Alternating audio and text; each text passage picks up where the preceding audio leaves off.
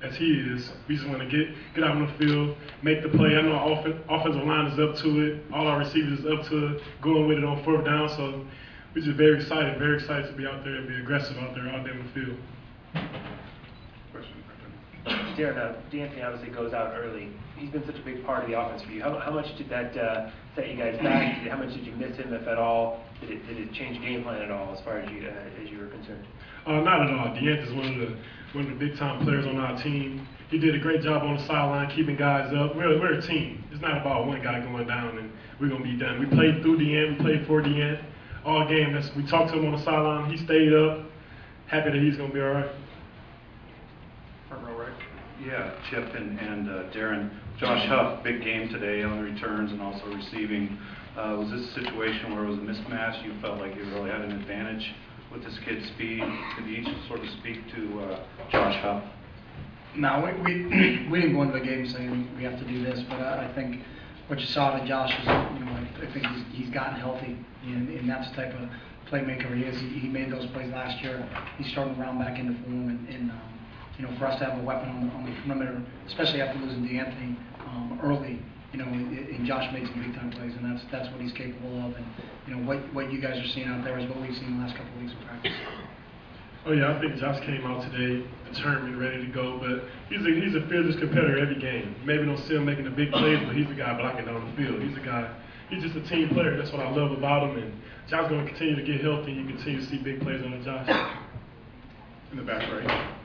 Coach, way back in fall camp, you talked about the youth of this team. Talk about how far they've come since fall camp, and here you are. You've won 3 straight, and you've also talked about how Darren is underrated. And here today he sets the Oregon touchdown passing record at 62. Darren's awesome. I don't want anybody else to run this football team. He's a special player. Whenever we need big plays, you watch him rip off that 39-yard run, and I thought we were going to see an ESPN highlight where he's going to rip the knee brace off. He's kind of like Forrest Gump running down the field. One thing was going to break off him, but big time play when we needed it. He plays with such composure. He's such a leader. He's one of the toughest kids I've ever been around. He stands in a pocket and takes hits, and we are a young football team, but when you have leaders like these 3 guys here, youth really learn from these guys. Darren, what about throwing 62 then for your career? I'm very excited to get the record. Got a lot more to go. Very excited that I can get to it. Happy to be on the list with a lot of good Oregon quarterbacks, great Oregon quarterbacks at that. But hey, this is my teammates, my offensive line blocking for me each game, my receivers catching the ball, running backs picking up protection, blocking. So it's all on the team. That I got this goal. I'm just gonna celebrate it as a team.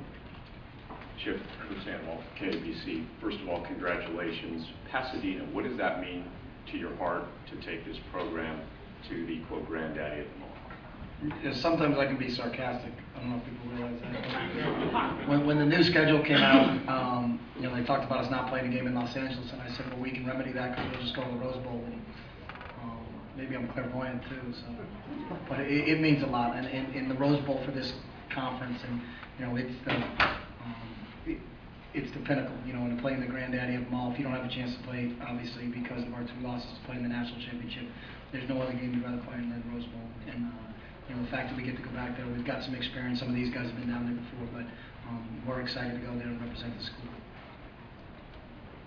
Back in the middle. Well, Michael, Chip was asked this earlier, but 3 straight BCS bids, 3 straight Pac-12 championships for you as a player. You've been basically the feature man in all those teams. Have you thought now, maybe did you think on the podium, what that means and what you and your team has accomplished in your 3-year career here at Oregon? It means a lot. Reach for the sky. I think it really starts in practice. Coach Kelly does an amazing job. Getting us going to practice and getting the best out of all of us. We're really young and everybody knows that, but that's not an excuse. If you come out here and you work hard each and every day, then the things that that's happening right now, it'll happen. It all take care of itself, and I think that's what we've been doing. Question on the right. Chip, you've struggled a little bit with teams that have had 2 or more weeks to prepare. Do you anticipate making any changes with the bowl prep? No, I disagree with that. I think we've played really good teams, and I think when you get into 3 straight BCS teams, you're not going to get an opportunity to just line up against some team that you can roll 50 of. And I think I've said this a lot. I think the other teams deserve credit when you play in games like that.